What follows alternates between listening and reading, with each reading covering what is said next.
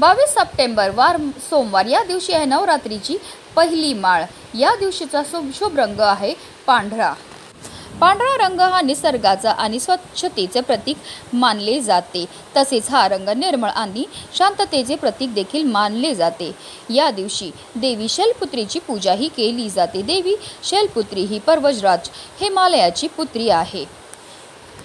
या दिवशी देवीच्या चरणी शुद्ध गाईच्या तुपाचा किंवा गाईच्या तुपापासून बनलेल्या कोणत्याही गोड पदार्थाचा नैवेद्य हा अर्पण करायचा। यामुळे आपल्याला चांगले आरोग्य लाभते व सर्व रोग दूर होतात आणि घरातील सगळ्यांचे शरीर निरोगी राहते।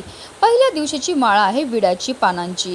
या दिवशी आपल्या 11 विड्यांच्या पानांची माळा ही देवीला अर्पण करायची किंवा तुम्ही पिवळी फुलं जसं की शेवंती, सोनचाफा यासारख्या फुलांची माळा देवीला अर्पण करू शकतात। या फुलांची माळा देवीला अर्पण केल्याने आपल्या आयुष्यात भरभराट होते।